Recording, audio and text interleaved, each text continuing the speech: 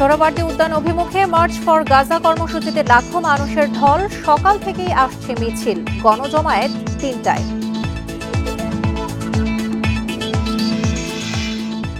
ফিলিস্তিনের প্রতি সংহতিতে জানাতে গণজমায়েতে অংশ নিচ্ছে বিভিন্ন রাজনৈতিক দল। ইসরায়েলি নৃশংসতার প্রতিবাদ।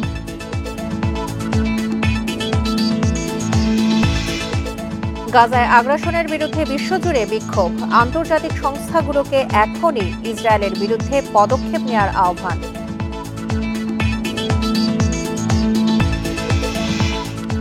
সরকারি চাকরিতে পদ খালি 2.25 লাখ। আগামী মাস থেকেই ধাপে ধাপে শুরু হচ্ছে নিয়োগ প্রক্রিয়া।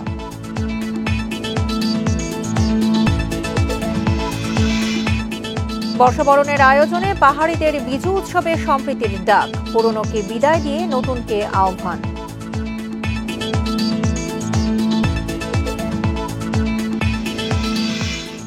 স্বাগত বিরতিহীন সংবাদ দুপুরে আপনাদের সাথে আছি সঞ্চারী মজিদ তমা। শুনছিলেন শিরোনাম, চলে যাচ্ছি পুরো খবরে।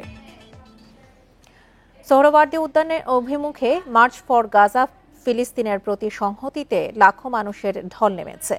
বিকেল ৩টায় গণজমায়েত শুরু হওয়ার কথা থাকলেও সকাল থেকেই আসছে ছোট বড় মিছিল।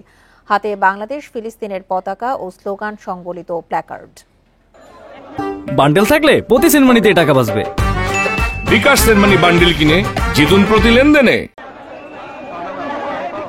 গাজায় ইসরায়েলি বর্বরোচিত হামলার প্রতিবাদে ফিলিস্তিনিদের সঙ্গে সংহতি প্রকাশ করতে ঢাকায় মার্চ ফর গাজা কর্মসূচির আয়োজন।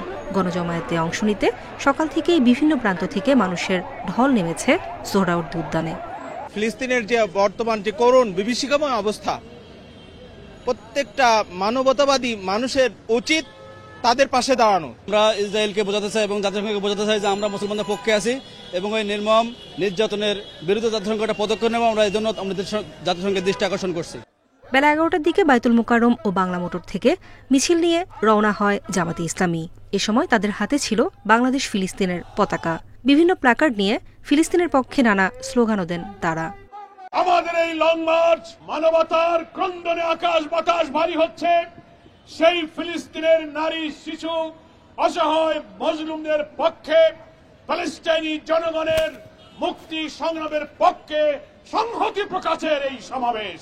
অনতিবিলম্বে নেতানিয়াহুকে গ্রেফতার করার জন্য সারা মুসলিম বিশ্ব এবং নন মুসলিম বিশ্ব সবাইকে এক হইতে হবে। নেতানিয়াহুকে গ্রেফতার করে বিচারের মুখোমুখি দাঁড় করাতে হবে এবং স্বাধীন ফিলিস্তিন রাষ্ট্র অধিকাংশ রাষ্ট্রগুলো সমর্থন করেছে, এটা কার্যকর করতে হবে।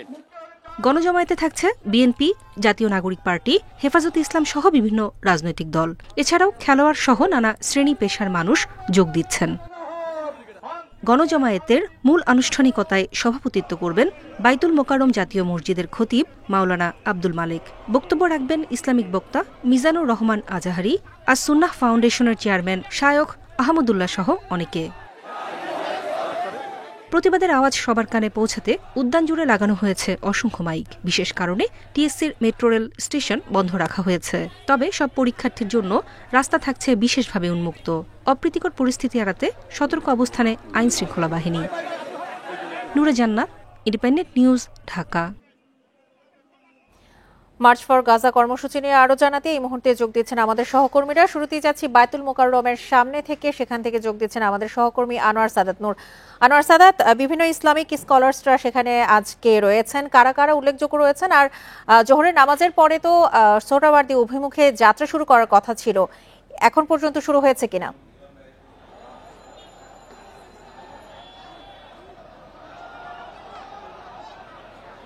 জোহরের নামাজকে কেন্দ্র করেই কিন্তু মুসল্লিরা একদিকে যেমন জড়ো হচ্ছিল, অন্যদিকে সাধারণ জনতা বা সাধারণ মানুষ যারা আসলে শান্তিপ্রিয় মুক্তিকামী, ফিলিস্তিনকে স্বাধীন করার পক্ষে গাজাবাসীর শান্তির নেমে আসুক সেই বার্তা নিয়ে মার্চ ফর গাজায় যোগ দিতে চেয়েছিলেন, তারা কিন্তু সকাল থেকেই জড়া হচ্ছিল বায়তুল মোকাররমকে কেন্দ্র করে। জোহরের নামাজ শেষে সবাই দল মত নির্বিশেষে একসাথে কিন্তু মার্চ ফর গাজা যে কর্মসূচি, সেই কর্মসূচির পদযাত্রায় অংশগ্রহণ করে সোহরাওয়ার্দী উদ্যানের উদ্দেশ্যে একটা বড় অংশ ইতিমধ্যে রওনা হয়ে গেছে। আরও কিন্তু যারা এখন পর্যন্ত এসে পৌঁছচ্ছেন বা এখনো বের হতে পারেনি, বাইতুল মোকাররমের ভেতরে কিছু অংশ রয়ে গেছে, তারা কিন্তু বাইতুল মোকাররম থেকে বের হয়ে সরোয়ার্দী উদ্যানের দিকে ক্রমেই যাচ্ছে। আমরা যতটুকু জেনেছি এখানে বিভিন্ন রাজনৈতিক এবং সামাজিক দল তারা অংশগ্রহণ নিয়ে নয়, প্রত্যেকের হাতেই বা একজন সাধারণ মানুষ হিসেবে তারা অংশগ্রহণ করছেন, একজন শান্তিকামী মানুষ হিসেবে তারা অংশগ্রহণ করছেন, একজন মুসলিম আর একজন মুসলিম ভাইয়ের পক্ষে অবস্থান নিচ্ছেন, তারা এমনটাই জানাচ্ছিলেন। তাদের হাতে বাংলাদেশের পতাকা অথবা ফিলিস্তিনের পতাকা নিয়ে তারা অবস্থান নিচ্ছেন। এখানে আলাদা করে কোনো দল বা কোনো সংগঠনের যে ব্যানার আমরা বিভিন্ন দেখে থাকি আমরা বিভিন্ন সমাবেশগুলোতে, পদযাত্রায়, সেরকমটা কিন্তু এখানে দেখছি না। তবে আমরা জেনেছি এখানে ইসলামী আন্দোলন বাংলাদেশ এবং বিএনপির নেতাকর্মীরা উপস্থিত আছেন। তারা এই আন্দোলন বা এই বিক্ষোভের সাথে, এই মিছিলের সাথে একত্রিত হয়ে তাদের সাথে সংহতি পোষণ করে এখানে জড়ো হয়েছেন এবং তারা একই সাথে তারা এই পদযাত্রা করতে চান। সরোয়ার্দী উদ্যানে আছেন আমাদের সহকর্মী আল আমিন। আমরা এখন তার কাছ থেকে জেনে নেব সরোয়ার্দী উদ্যানের কি পরিস্থিতি।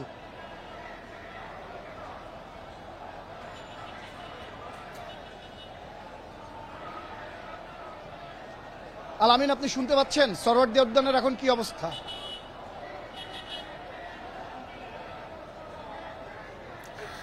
আলামিন, আপনি কি শুনতে পাচ্ছেন আমার কথা? আলামিন, এই মুহূর্তে সোহরাওয়ার্দী উদ্যানে আপনি কি অবস্থা দেখতে পাচ্ছেন? বিভিন্ন রাজনৈতিক সামাজিক সংগঠন থেকে এখানে এখন যোগ দিচ্ছেন, ক্রিকেটার, অভিনয় শিল্পী থেকে শুরু করে নানা শ্রেণীর পেশার মানুষ আসছেন। এদের মধ্যে কি ধরনের বার্তা আপনি দেখতে পাচ্ছেন? আজকের কর্মসূচি থেকে কি ধরনের বার্তা আসতে পারে?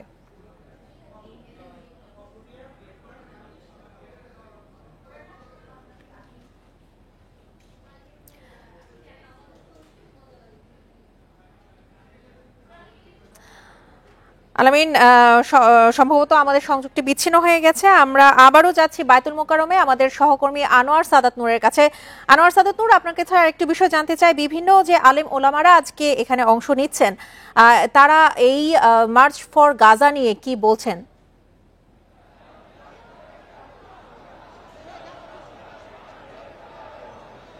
তাদের বার্তাটি কিন্তু স্পষ্ট। আমরা অনেকের কাছেই কিন্তু জানতে চেয়েছিলাম। আমরা এখানে যেমন বয়স্ক মানুষকে দেখছি, কিন্তু আমরা কিশোর তরুণদেরকেও দেখছি ঠিক সমান হারে। আমাদের প্রত্যেকের কাছে কিন্তু জানতে চাওয়া ছিল যে আসলে তারা এখানে কেন অংশ নিয়েছেন।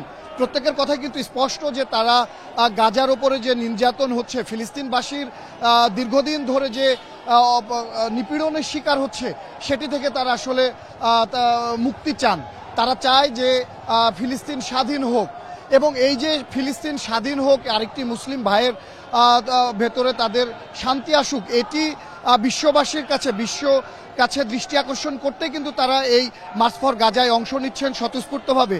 তারা চাইছেন যে পুরো বাংলাদেশ যেন একতাবদ্ধ হয়, সেটি যেন প্রমাণ করা সম্ভব হয় যে বাংলাদেশের মুসলিমরা গাজার বা ফিলিস্তিনের মুসলিমদের পক্ষে আছেন এবং বিশ্ববাসী যেন দেখতে পায় যে বাংলাদেশের মুসলিমরা গাজার পক্ষে বা ফিলিস্তিনের স্বাধীনতার পক্ষে তারা অংশ নিয়েছেন।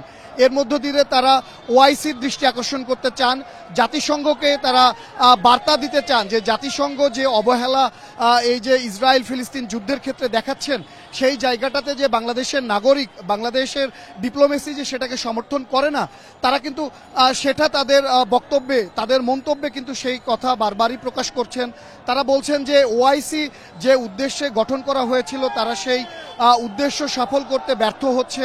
এই ওআইসি যদি মুসলিম উম্মাহ, মুসলিম দেশগুলোর স্বার্থ রক্ষা করতে ব্যর্থ হয়, তারা আহ্বান জানাচ্ছেন, তারা দাবি জানাচ্ছেন যে এই ওআইসির কমিটি ভেঙে দিয়ে নতুন করে ইসলামিক রাষ্ট্রগুলোকে নিয়ে বা মুসলিম বিশ্বগুলোকে নিয়ে যেন ইসলামের স্বার্থ রক্ষা করতে সক্ষম হয়, সেরকম ওআইসি গঠন করতে তারা কিন্তু একই সাথে অভিযোগ জানাচ্ছে যে এই যে ইসরায়েল, আমেরিকা, এই রাষ্ট্রগুলোর ষড়যন্ত্র বা তাদের মদদে কিন্তু বিভিন্ন সময় ইসলামী দেশগুলোই ঘুরে ফিরে বারবার এই যে নির্যাতন বা যুদ্ধ বিগ্রহের শিকার হয়। তারা বিভিন্ন দেশের কথাও কিন্তু সেখানে তুলে ধরছেন যে আফগানিস্তান, মধ্যপ্রাচ্যের বিভিন্ন দেশ, ইরান, ইরাক, তারাও বিভিন্ন সময়ে বিভিন্নভাবে বিভিন্ন ইস্যুতে বা শিকার হয়ে তারাও কিন্তু এই ধরনের যুদ্ধ বিগ্রহের মধ্য দিয়ে গেছে এবং তাদেরকেও এরকম দীর্ঘ সময় গৃহযুদ্ধের মধ্য দিয়ে যেতে হয়েছে, যার ফলশ্রুতিতে তারাও কিন্তু ইসলামিক দেশ হিসেবে যেমন একটা সময় স্বয়ংসম্পূর্ণ বা মাথা তুলে দাঁড়াবার শক্তি ছিল, তারা কিন্তু সেই জায়গা থেকে তাদেরকে সরিয়ে নেওয়া হয়েছে। এই সরিয়ে নেওয়ার বা সরিয়ে দেওয়ার কৌশলটাকে একটি কূটকৌশল বলছেন যে পশ্চিমা বিশ্ব আসলে চান না মুসলিম বিশ্ব কখনোই মাথা তুলে দাঁড়াক, তাদের মধ্যে একতাবদ্ধ হোক, তারা পুরো পৃথিবীতে তাদের নিজেদের যে স্বকীয়তা সেটা মেলে ধরতে সক্ষম হোক। এই অভিযোগ তুলে তারা বলছেন যে মুসলিম বিশ্ব, মুসলিম দেশ বা রাষ্ট্রনায়ক শাসক যারা আছেন তাদেরকে একত্রিত হওয়ার আহ্বান জানাচ্ছেন। যেন তারা বলছেন যে ইসলাম বলে থাকে যে পুরো মুসলিম ঐক্য একটি শরীরের মতো, যে শরীরের একটি অংশে ব্যথা লাগলে পুরো শরীর যেমন ব্যথিত হয়, ব্যথায় কেঁপে ওঠে, ঠিক সেভাবে তারা কিন্তু বোঝাতে যাচ্ছেন যে পুরো মুসলিম উম্মা, মুসলিম দেশগুলো, পুরো সারা বিশ্বের মুসলমানরা একটি ঐক্য। একটি দেশের বা একটি জাতিগোষ্ঠীর মুসলমানদের উপরে হামলা, আক্রমণ বা তারা ভালো না থাকার মধ্য দিয়ে কিন্তু পুরো মুসলিম বিশ্বই কোনোভাবেই আর ভালো থাকতে পারে না। সেই জায়গা থেকে তারা কিন্তু বলছেন যে এটা ইসলামে। আজকে মানুষ সোচ্চার হয়েছে এই মার্চ ফর গাজা কর্মসূচিতে, ফিলিস্তিনিদের পক্ষ নিয়েছে। ইসরায়েলের যে বর্বর হামলা এবং গাজে যে গণহত্যা চালানো হচ্ছে সেটি যাতে খুব দ্রুতই আসলে বন্ধ করা হয়, এর জন্য জাতিসংঘের প্রতিও আহ্বান জানাচ্ছে সারা বিশ্বব্যাপী মানুষ। আমরা দেখেছি যে সারা বিশ্ব জুড়ে ইয়েমেন, লিবিয়া, পাকিস্তানেও এই ধরনের মার্চ ফর গাজা কর্মসূচি বা তারা সোচ্চার হয়ে উঠেছে ফিলিস্তিনের পক্ষে সমর্থন জানাতে। এই মুহূর্তে আপনি যাদেরকে দেখেছেন, তরুণ সমাজ কি বলছে এই বিষয়ে? আর আমরা দেখেছি যে বিভিন্ন জায়গা থেকে নিজেদের অবস্থান থেকে ক্রিকেটাররাও এখানে অংশ নিয়েছেন। জানবো আপনার কাছ থেকে আরো অনেক তথ্য, তবে আপনি আমাদের সঙ্গেই থাকুন। এই মুহূর্তে আমরা যাচ্ছি পরের সংবাদে, কিছুক্ষণ পরে আমরা আবারও যোগ দেব আপনার সঙ্গে। সরকারি নানা দপ্তরে 4,73,000-এর মতো পদ খালি থাকলেও পূরণে কার্যকর কোনো উদ্যোগ নেই। এই অবস্থায় নবম থেকে 12তম গ্রেড পর্যন্ত 1,72,000 শূন্য পদের তথ্য নিয়েছে জনপ্রশাসন মন্ত্রণালয়। অগ্রাধিকার ভিত্তিতে এসব পদে দ্রুত নিয়োগ দিতে সরকারি দপ্তরগুলোকে চিঠি দেওয়া হয়েছে। আগামী মাস থেকেই ধাপে ধাপে শুরু হচ্ছে নিয়োগ প্রক্রিয়া। সরকারি চাকরিতে নিয়োগের দীর্ঘসূত্রিতায় প্রার্থীদের ভোগান্তি দীর্ঘদিনের। যে কোনো চাকরির নিয়োগ প্রক্রিয়া শেষ করতে সময় লাগে 2 থেকে 3 বছর। একটা বিসিএস এর পিরিয়ড কমপ্লিট করার জন্য প্রায় 3 বছর আমাদের অপেক্ষা করতে হয়। যতগুলো ব্যারিয়ার আছে সবগুলো রিকভার করে যেন খুব দ্রুত এই চাকরি পরীক্ষাগুলো নেওয়ার ব্যবস্থা হয়। বাংলাদেশ পরিসংখ্যান ব্যুরোর হিসাবে গত 1 দশক ধরে দেশে বেকারের সংখ্যা 25 থেকে 27 লাখের মধ্যে, অথচ সরকারি দপ্তরগুলোতে পদ খালি 4,73,000-এর মতো। এসব শূন্য পদে নিয়োগের জন্য নেই কার্যকর উদ্যোগ। এ অবস্থায় সরকারি বিভিন্ন দপ্তরে শূন্য পদের তথ্য চেয়ে মার্চে চিঠি দেয় জনপ্রশাসন মন্ত্রণালয়। এখন পর্যন্ত নবম থেকে 12তম গ্রেডে 1,72,000 শূন্য পদের তথ্য এসেছে। ধাপে ধাপে এসব পদে নিয়োগ প্রক্রিয়া দ্রুততম সময়ের মধ্যে শুরু করার নির্দেশনা দিয়েছে মন্ত্রণালয়। সবাইকে চিঠি দিয়েছি, টাইমলাইন দিয়েছি, এর মধ্যে আমরা পুরো শূন্য পদের অ্যাকচুয়াল ফিগারটা পেয়ে যাব। অ্যাকচুয়াল ফিগারটা পাওয়ার পরে জনগণের যে চাহিদা সেই হিসেবে সরকার একটা বড় অংশ নিয়োগে যাচ্ছে এবং অলরেডি পিএসসি ছাড়া বিভিন্ন প্রতিষ্ঠান নিয়োগ চালু রেখেছে। বিশেষজ্ঞরা বলছেন নিয়োগ প্রক্রিয়া দ্রুত শেষ করার পাশাপাশি স্বচ্ছতা নিশ্চিত করতে হবে। পর্যায়ক্রমে সার্কুলার হতে থাকে এবং যারা অ্যাপ্লিক্যান্ট তারা আবেদন করতে থাকে।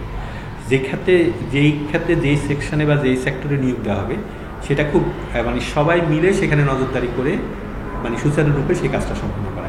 এদিকে একটি বিসিএস 1 বছরের মধ্যে শেষ করার পরিকল্পনা নিয়ে এগোচ্ছে পাবলিক সার্ভিস কমিশন। এটি দ্রুত বাস্তবায়নের আহ্বান চাকরি প্রার্থীদের। বেকারত্ব দূর করতে সরকারি চাকরির নিয়োগ প্রক্রিয়া দ্রুত শেষ করতে হবে, সেই সঙ্গে বেসরকারি খাতে নতুন কর্মসংস্থান সৃষ্টি করতে হবে। আর তরুণদের দক্ষ করে তুলতে কারিগরি শিক্ষার উপর জোর দেওয়ার আহ্বান গবেষকদের। নূরে আলম, ইন্ডিপেন্ডেন্ট নিউজ, ঢাকা। আবারও মার্চ ফর গাজার কর্মসূচি নিয়ে জানতে আমরা যোগ দিচ্ছেন সহকর্মী আনোয়ার সাদাত নূরের সাথে। আনোয়ার সাদাত নূর, আজকে এই মার্চ ফর গাজা কর্মসূচিতে ইসলামী বক্তা মিজানুর রহমান আজহারী এবং আসুনা ফাউন্ডেশনের চেয়ারম্যানও বক্তব্য রাখবেন বলে আমরা শুনতে পেয়েছি। এই মুহূর্তে আপনি একটু জানাবেন, মার্চ ফর গাজা কর্মসূচিতে তো আজকে 5টি রুট নির্ধারণ করা হয়েছে। আপনি যেখানে রয়েছেন সেখানে সমাবেশের চিত্র আপনি কেমন দেখছেন, আর সাধারণ মানুষের প্রতিক্রিয়া কি?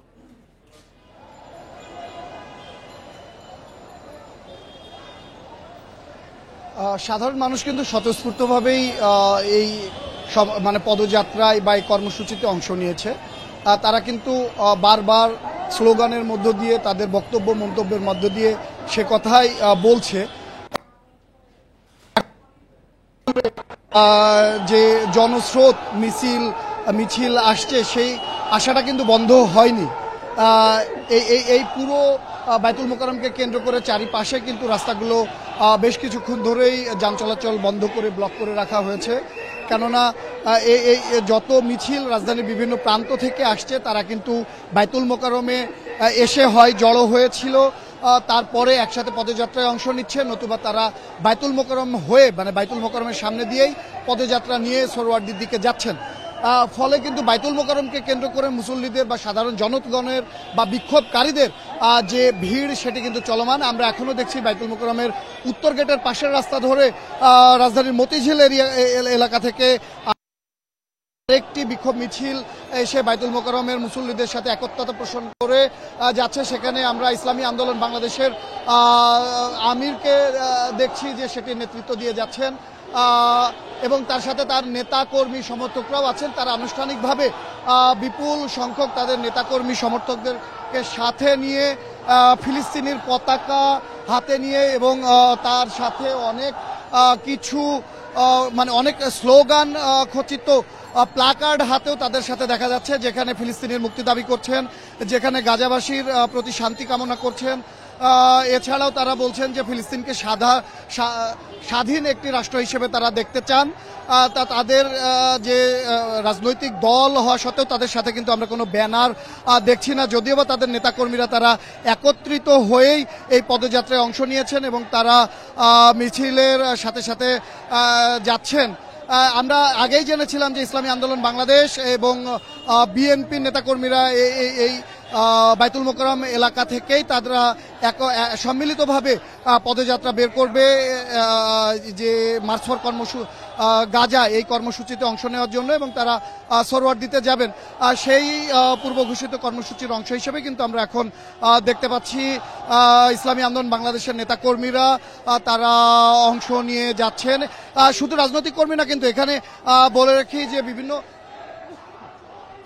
সামাজিক সংগঠনও কিন্তু অংশ নিয়েছে। সামাজিক সংগঠনের সদস্য কিংবা কর্মকর্তা নেতারাও কিন্তু এখানে অংশ নিয়েছেন।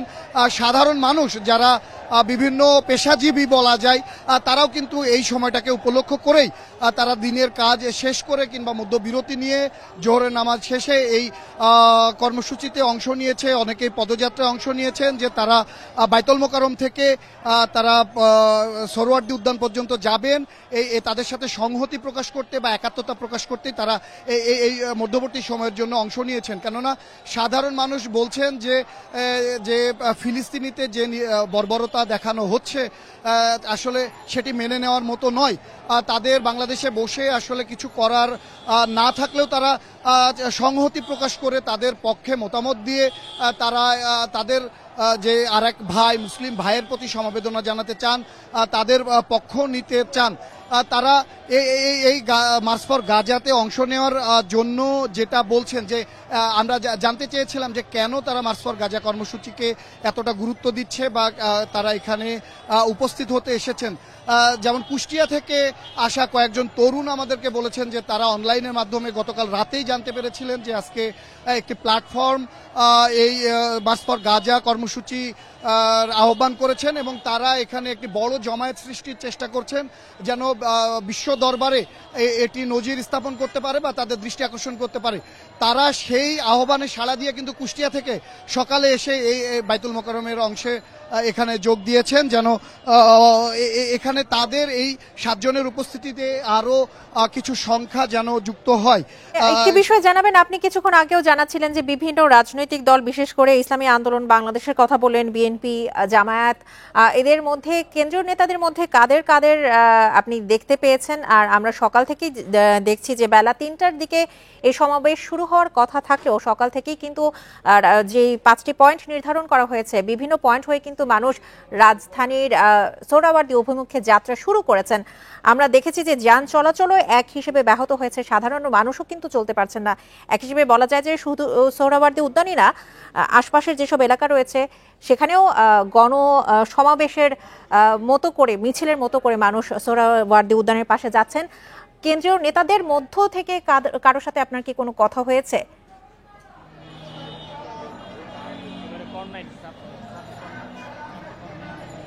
ভাই, আসলে সকাল থেকে কিন্তু এটি পূর্ব নির্ধারিত একটি কর্মসূচি। এই কর্মসূচিকে কেন্দ্র করে সকাল থেকেই মানুষের আনাগোনা, এবং অন্যান্য দিনের শনিবারের তুলনায় ঢাকা শহরে যে কর্মব্যস্ততা দেখা যায়, কর্মচাঞ্চল্যতা দেখা যায়, আজকে কিন্তু সকাল 9টা 10টার দিকে আমরা সেই কর্মচাঞ্চল্যতা কিছুটা কমই দেখেছি বলা যায়। মানুষের মধ্যে বরং একটি প্রস্তুতি ছিল যে মার্চ ফর গাজা এই কর্মসূচিতে মানুষ স্বতঃস্ফূর্তভাবে অংশ নেবে। রাজনৈতিক সামাজিক যে সংস্থা বা সংগঠন তারাও কিন্তু প্রস্তুতি ছিল বা প্রস্তুত নিয়েছিল যে তারা এই জায়গাগুলোতে বা এই কর্মসূচিতে কতটা লোক সমাগম করা যায় বা উপস্থিত হওয়া যায়।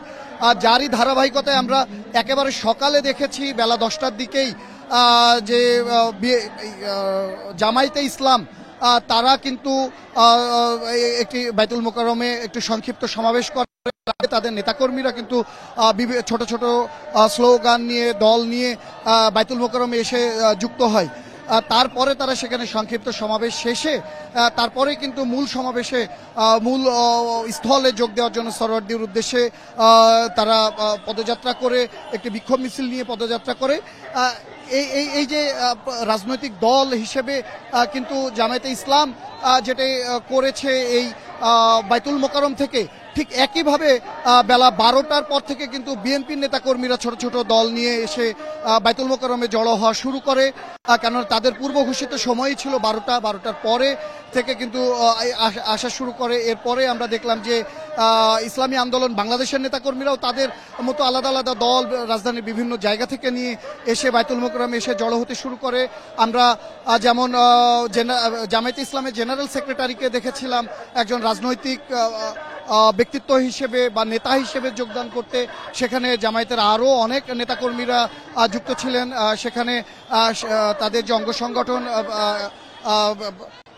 তারাও যুক্ত ছিলেন, এমনকি ইসলামী যে ছাত্র শিবিরের সাবেক নেতাকর্মীরাও সেখানে উপস্থিত ছিলেন। এবং এই কর্মসূচিকে নিয়ে কিন্তু তারাও আলাদা আলাদা বিবৃতি দিয়েছিলেন। দুপুরের পর কিন্তু আমরা দেখেছি বিএনপি যারা উপস্থিত হয়েছেন তারা ভেতরে উপস্থিত ছিলেন, যে তারা বিএনপির মতো করে আলাদা করে এই কর্মসূচিতে অংশ নিতে চান। সেই উদ্দেশ্যে কিন্তু তারা অপেক্ষা করছেন। আমরা এই বাইরে অপেক্ষারত দেখেছি যুবদল কর্মীদের, যে ঢাকা মহানগর দক্ষিণের যে যুবদল, তারা দক্ষিণ যে কে সংগঠিত করে তারা আলাদা ভাবে এসে এখানে উপস্থিত হয়েছেন, যে বিএনপির যে মূল দল তারা যখন বের হবেন তাদের সাথে তারা বের হবেন, এরকমটা উদ্দেশ্য নিয়ে। ফলে তবে উল্লেখ্য এরকমটা কিন্তু বলা যায় যে একটি উল্লেখযোগ্য ব্যাপার যে আলাদা করে কোনো দল কোনো ধরনের ব্যানার এখানে বহন করছে না। এখানে সবাই একজন বিক্ষুব্ধ জনতা, একজন শান্তিকামী গাজাবাসীর পক্ষে সাধারণ মানুষ হিসেবে উপস্থিত হচ্ছেন এবং তারা গাজার মুক্তির আহ্বান জানাচ্ছেন, মুক্তির বার্তা দিচ্ছেন। তারা ওআইসির দৃষ্টি আকর্ষণ করতে চাচ্ছেন, বিশ্ব নেতাদের দৃষ্টি আকর্ষণ করতে চাচ্ছেন যে মুসলিম বিশ্ব গাজার প্রতি যে নির্মমতা দেখানো হচ্ছে সেটি কোনোভাবেই তারা মেনে নিতে চান না, মেনে নেবেন না, এবং তারা এটাও রাজনৈতিক দলগুলোর অংশগ্রহণের মাধ্যমে তারা প্রকাশ করতে চান যে বাংলাদেশের রাজনৈতিক অবস্থান যার যেখানেই থাকুক আসলে মুসলিম বা মুসলমানদের ঐক্যের কাছে কিন্তু সবাই সবকিছুর ঊর্ধ্বে। তারা বলছেন যে যেখানে একজন মুসলিম নির্যাতন বা নিগ্রহের শিকার হয় সেখানে তাদের কাছে দল মত বলে আর কোনো ব্যাপার থাকে না। তারা কিন্তু তাদের যে বক্তব্য তার মধ্য দিয়ে এই কথাটি বারবার তুলে ধরার চেষ্টা করেছেন এবং স্পষ্ট করেছেন যে যে কোনো পৃথিবীর যে কোনো প্রান্তের একজন মুসলমানের সমস্যায় বা নিপীড়নের পক্ষে পুরো বিশ্বের মুসলমানই সেটাকে প্রোটেস্ট করবে, তারা সেখানে প্রতিবাদ জানাবে, নিন্দা জানাবে এবং তারা চেষ্টা করবে সেখানে শান্তির বার্তা কিভাবে পৌঁছে দেওয়া যায়, সমাধান নিয়ে আসা যায়, সেটা আন্তর্জাতিক হলেও তারা সেটাই চেষ্টা করে যাবে। জোহরের পরে যেই মিছিলটি আসলে কেন্দ্র থেকে বের হওয়ার কথা ছিল উত্তর গেট থেকে মিছিল শেষ করে এখন দক্ষিণ গেট থেকে মিছিলটি ঘুরে আসছে।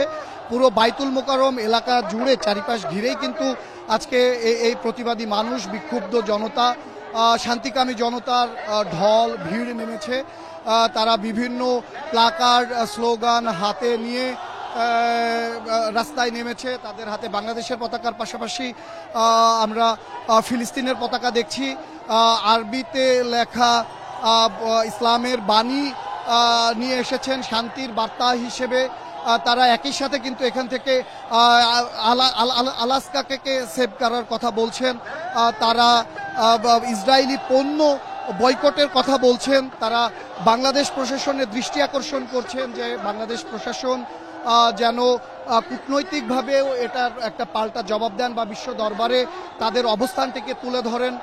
তারা কিন্তু বাংলাদেশের যেসব ব্যবসায়ী বা আমদানিকারক তাদের উদ্দেশ্যেও কিন্তু বার্তা দিচ্ছেন যে যেসব আমদানিকারক, যেসব ব্যবসায়ীরা ইসরায়েল থেকে পণ্য আমদানি করেন কিংবা ইসরায়েলি পণ্যের বিতরণ করেন, বিপণন করেন, তাদের প্রতি আহ্বান জানাচ্ছেন যে ইসরায়েলি পণ্য বিতরণ থেকে, আমদানি থেকে বা বিপণন থেকে বিরত থাকতে। তারা সাধারণ ক্রেতাকেও আহ্বান জানাচ্ছেন যে ইসরায়েলি পণ্য বয়কট করতে, ইসরায়েলি পণ্য না কেনার জন্য, কেননা ইসরায়েলকে এখন মুসলিম নির্যাতনের একটি বড় শত্রু বা বড় পক্ষ হিসেবে দেখছেন, যার ফলে কিন্তু দীর্ঘদিন ধরে ইসরায়েলি পণ্য বয়কট করার ডাক বারবার দিয়ে আসা হয়েছে বাংলাদেশি মুসলমানদের পক্ষ থেকে।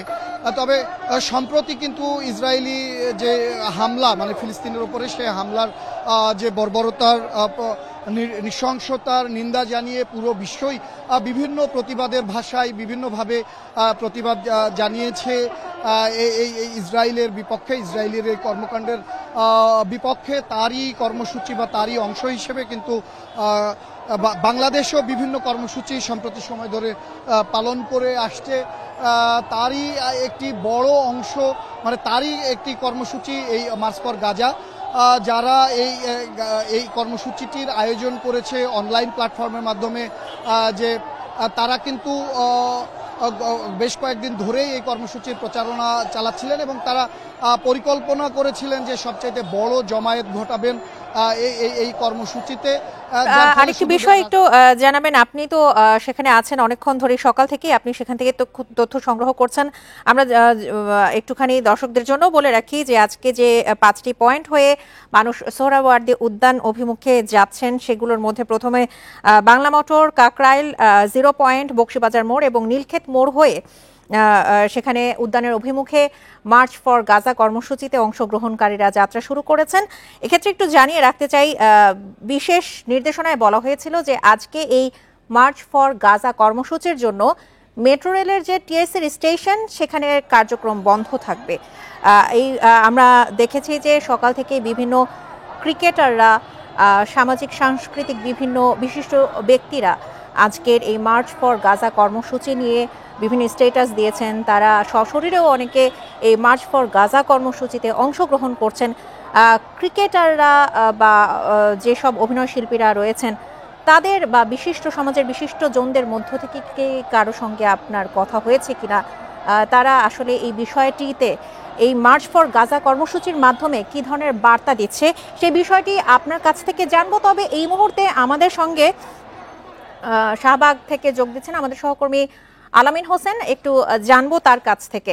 আলামিন, আপনি কি শুনতে পাচ্ছেন আমার কথা? শাহবাগে এই মুহূর্তের পরিস্থিতি আপনি কেমন দেখছেন?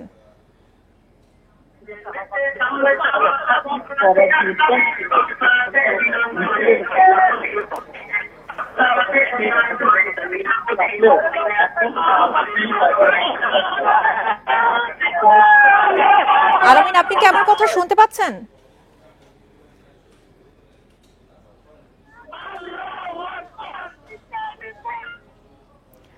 আলামিন, এই মুহূর্তে শাহবাগের পরিস্থিতি আপনি কেমন দেখছেন? দুঃখিত, আমরা আলামিনের সংযোগটি আবারও বিচ্ছিন্ন করে ফেলেছি। আনোয়ার সাদাত নূর, আবারও আপনার কাছে একটু আসতে চাই। আমরা যেমনটি বলছিলাম যে 5টি point Bangla motor, Kakrail 0 point, Bakshibazar মোড় এবং নীলক্ষেত মোড় হয়ে আজকে মার্চ ফর গাজা কর্মসূচিতে সবাই অংশ নিচ্ছেন। সেক্ষেত্রে আজকে মেট্রো রেলের যে টিএসসি স্টেশন সেটি বন্ধ থাকছে আজকের এই কর্মসূচির জন্য। একটুখানি জানাবেন, বিভিন্ন অঙ্গনের ক্রিকেটার যারা রয়েছেন, সাংস্কৃতিক ব্যক্তিত্ব যারা রয়েছেন, তাদের মধ্য থেকে কি কারো সঙ্গে আপনার কোনো কথা হয়েছে কিনা? বিশিষ্ট ব্যক্তিরা এই মার্চ ফর গাজা কর্মসূচির মাধ্যমে বিশ্ববাসীর কাছে কি বার্তা দিতে চাচ্ছেন?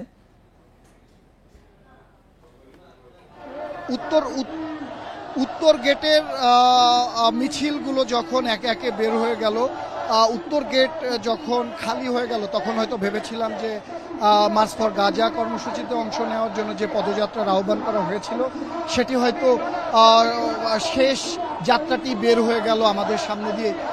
কিন্তু আমরা সেখান থেকে কিছুটা সরে এসে দক্ষিণ গেট থেকে বের হয়ে একই রাস্তায় আসা, যে রাস্তার প্রান্তে এসে সেই চিত্র বা সেই ভাবনাটি কিন্তু যে ভুল হয়েছে সেটি আমরা আমাদের সাথে আপনারাও দেখতে পাচ্ছেন যে আসলে জনস্রোত এখনো রয়ে গেছে এবং 1:30টার পর থেকে, আমরা বলবো 1:30টার পর থেকে কিন্তু বাইতুল মোকাররম এলাকা থেকে সোহরাওয়ার্দী উদ্যানে অংশ নিতে, মার্চ ফর গাজার এই প্রোগ্রামে অংশ নিতে যে পদযাত্রা বের হওয়ার কথা ছিল সেটা কিন্তু পদযাত্রাটি এখনো চলমান।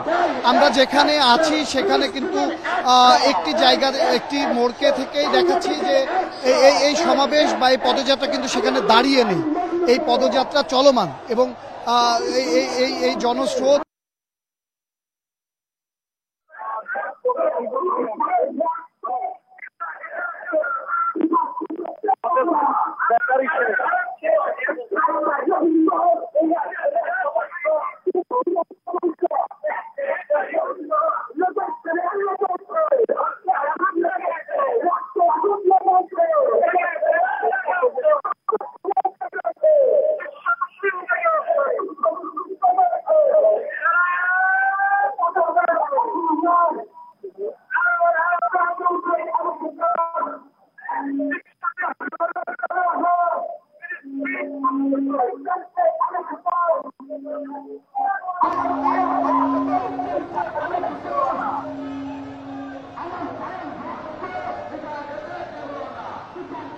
শুনতে পাচ্ছেন? শুনতে পাচ্ছি। আনোয়ার সাদাত নূর, আপনি আমাদের সঙ্গে থাকুন। আবারও আমরা যাচ্ছি আমাদের সহকর্মী বনি ইবনে কামালের কাছে যাচ্ছি। তিনি আছেন আমাদের শাহবাগে এই তথ্য সংগ্রহের জন্য, তিনি সকাল থেকে সেখানে রয়েছেন। বনি, আপনি কি আমার কথা শুনতে পাচ্ছেন? এই মুহূর্তে আপনি শাহবাগের পরিস্থিতি কেমন দেখছেন?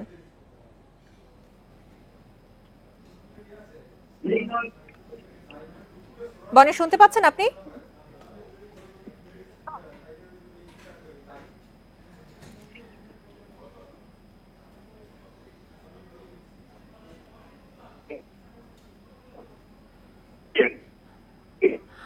বনি, আমরা সকাল থেকে দেখছি যে গণজমায়েতে মানুষ অংশ নিচ্ছেন, দলে দলে বিভিন্ন শ্রেণী পেশার মানুষ অংশ নিচ্ছেন। এই মুহূর্তে আপনি শাহবাগের চিত্র কেমন দেখছেন?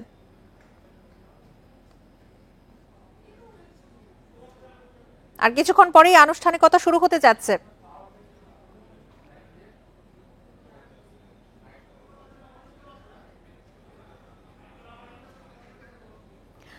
দুঃখিত, আমরা বনের সংযোগটিও আমাদের বিচ্ছিন্ন হয়ে গেছে। আমরা আবারও চলে যাচ্ছি আমাদের সহকর্মী আনোয়ার সাদাত নূরের কাছে। আনোয়ার সাদাত নূর, এই মুহূর্তের পরিস্থিতি নিয়ে একটু জানাবেন।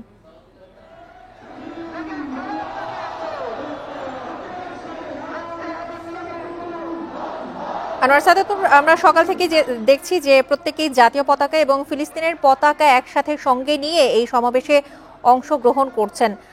এই মুহূর্তে আপনার সামনে কি চিত্র দেখতে পাচ্ছেন আপনি?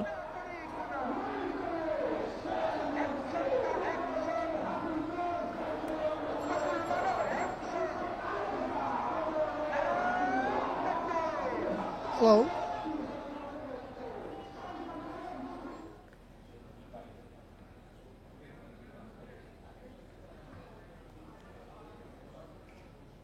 আনোয়ার সাদাত নূর শুনতে পাচ্ছেন? আসলে এই মুসল্লিদের ঢল, সাধারণ মানুষের যে জনস্রোত, সেটি এখনো আমরা দেখছি বাইতুল মোকাররমকে কেন্দ্র করে চলমান। মতিঝিল এরিয়া থেকেও বেশ কিছু খণ্ড খণ্ড মিছিল এসে এই দলের সাথে যোগ দিয়েছে। আমরা জানতে পেরেছি বা খোঁজ পেয়েছি যে বেলা ৩টার দিকে বিএনপির নেতাকর্মীরা, বিএনপিও তাদের জনগণ বা তাদের সমর্থকদের সাথে নিয়ে এই জনস্রোতের সাথেই মিলিত হবেন। তারাও মার্চ ফর গাজার কর্মসূচিতে অংশ নিতেই এই পদযাত্রার অংশ নেবেন এবং সোহরাওয়ার্দী উদ্যানের উদ্দেশ্যে রওনা হবেন। আমরা কিন্তু দেখতে পাচ্ছি যে কিছুক্ষণ আগেই যে একটি জনস্রোত, জনঢল এই উত্তর দক্ষিণ গেট দিয়ে এসেছিল, সেই ঢলটি আসার ফলে যে মূল সড়কে যানজটের সৃষ্টি হয়েছে, যেটি আগে ধীর গতি ছিল, এখন বলা যায় যে সেটি অনেকটাই থেমে গিয়েছে।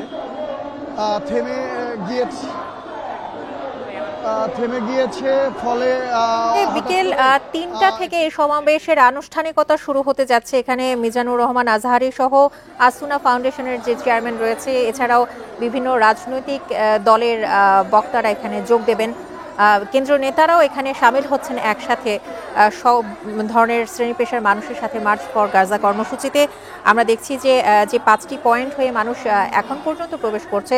তাদের জন্য একটু জানিয়ে রাখি, যারা এখন পর্যন্ত, আপনি বলছিলেন যে এখনও অনেকেই এই মার্চ ফর গাজা কর্মসূচিতে অংশ নেওয়ার জন্য প্রস্তুতি নিচ্ছেন, তাদের জন্য একটু জানিয়ে রাখি, বাংলা মোটর হয়ে আজকে শাহবাগ হয়ে উদ্যানের রমনা গেট দিয়ে প্রবেশ করতে পারবে তারা।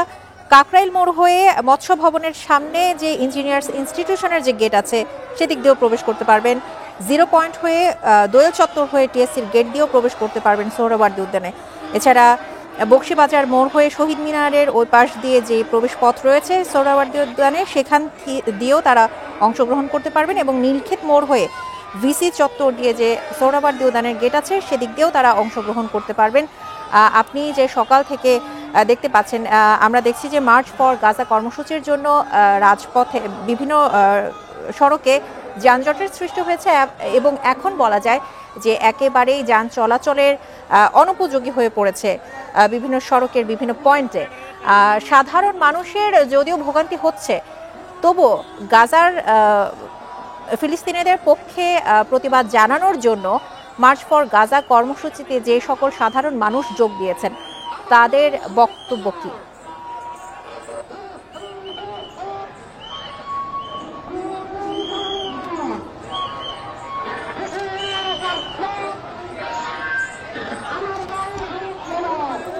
আনোয়ার সাদাত নূর, আমরা দেখেছি যে একেবারেই সড়কের যে বিভিন্ন পয়েন্টে যানজটের সৃষ্টি হয়েছে, সাধারণ মানুষের অনেক অসুবিধার শিকার হতে হলেও ফিলিস্তিনিদের পক্ষে মার্চ ফর গাজা কর্মসূচিতে তারাও সমর্থন জানাচ্ছে।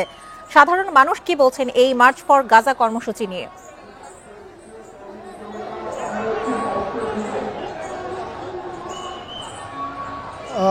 দুঃখিত, এখানে খুব উচ্চ শব্দের জন্য আসলে আপনাকে আমি স্পষ্ট শুনতে পাচ্ছি না।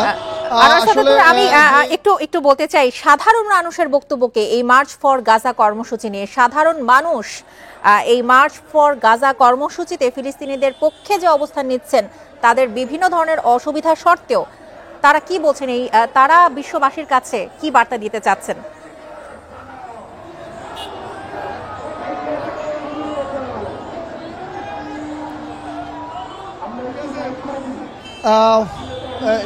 মানে দক্ষিণ অংশ থেকে বাইতুল মোকাররমের যে জনস্রোতটি আসা শুরু হয়েছে, তাদের আমরা খেয়াল করছি যে তারা এখন ট্রাকে করে আসছেন। এই কিছুক্ষণ আগে কিন্তু সবই পদযাত্রা ছিল, মানে পায়ে হেঁটে যাত্রা করছিলেন, কিন্তু আমরা এখন খেয়াল করছি যে বেশ কিছুক্ষণ ধরেই যে মিছিল বা যে স্রোত আসছে তারা ট্রাকে করে আসছেন। হয়তো এই ট্রাক তারা দূর দূরান্ত থেকে, রাজধানীর বিভিন্ন প্রান্ত থেকে ভাড়া নিয়েই এসেছিলেন, যার ফলশ্রুতিতে তারা এখন হয়তো এই ট্রাকে করে যাবেন, ট্রাকে করে অপেক্ষা করছিলেন যে মূল গন্তব্যস্থলে পৌঁছানোর জন্য। আর মার্চ ফর গাজা কর্মসূচি নিয়ে সবশেষ তথ্য জানাচ্ছিলেন আমাদের সহকর্মী আনোয়ার সাদাত নূর। যাচ্ছি পরের সংবাদে। কিশোরগঞ্জে 4 মাস 12 দিনে ঐতিহ্যবাহী পাগনা মসজিদের 11টি লোহার দান বাক্সে মিলেছে 28 বস্তা টাকা। এছাড়া স্বর্ণ, রূপা, বিভিন্ন দেশের মুদ্রা মিলেছে দান সিন্ধুকেও। এখনো চলছে গণনার কাজ। দিনভর গণনা শেষে রাতে টাকার পরিমাণ জানা যাবে বলে জানিয়েছে মসজিদ কর্তৃপক্ষ। সকাল 7টায় কিশোরগঞ্জের জেলা প্রশাসক ও পাগলা মসজিদ পরিচালনা কমিটির সভাপতি ফৌজিয়া খান এবং পুলিশ সুপার মোহাম্মদ হাসান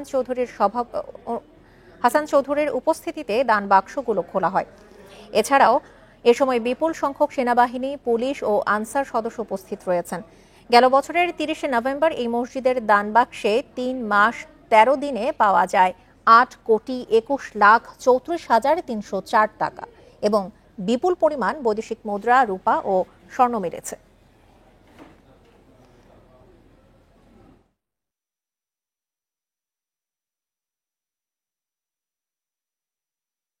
এবং আর্মি ইউনিটও আছে, সকলে কাজ করছে, নিশ্চিত নিরাপত্তা ব্যবস্থা বিরাজমান। আর এখানে যে ব্যাংক পর্যন্ত যেটা প্রোটেকশন, সেটা আমাদের নিশ্চিতভাবে থাকবে এবং এটা আমাদের বিরাজমান থাকবে। জাতি, ধর্ম, বর্ণ নির্বিশেষে দেশের সব মানুষের মাঝে যেন কোনো ভেদাভেদ বা বৈষম্য না থাকে, সেই প্রত্যাশা আবারও পুনর্ব্যক্ত করলেন পার্বত্য চট্টগ্রাম বিষয়ক উপদেষ্টা সুপ্রদীপ চাকমা। সকালে রাজধানীতে ফুল বিজু উৎসবের উদ্বোধন করে একথা বলেন তিনি। এর আগে রাজধানীর বেইলি রোড থেকে রমনা পার্ক পর্যন্ত একটি বর্ণাঢ্য শোভাযাত্রা বের করা হয়। রমনার ডেকে ফুল ভাসিয়ে দেশ ও জাতির মঙ্গল কামনা করেন মারমা, চাকমা, ত্রিপুরা সহ বিভিন্ন জাতিগোষ্ঠীর মানুষ। আজ থেকে পাহাড়ে শুরু হয়েছে বিভিন্ন জাতিগোষ্ঠীর চৈত্র সংক্রান্তি ও নববর্ষ বরণের উৎসব বৈশাখী। সেই উৎসবের রং ছড়িয়ে পড়েছে রাজধানীতেও। ফুলবিজুতে অংশ নেওয়ারা জানান, পুরনো বছরের সব মলিনতা ভাসিয়ে নেয়ার প্রার্থনা করবেন তারা। উৎসবের আরও রয়েছে পার্বত্য চট্টগ্রামের ঐতিহ্যবাহী খেলাধুলা, পিঠা উৎসব, জলকেলি উৎসব, হরেক রকমের বাহারি পোশাক পরিচ্ছদ, লোকনৃত্য পরিবেশন, গান, বাদ্য, পাজন খাওয়ার আয়োজন।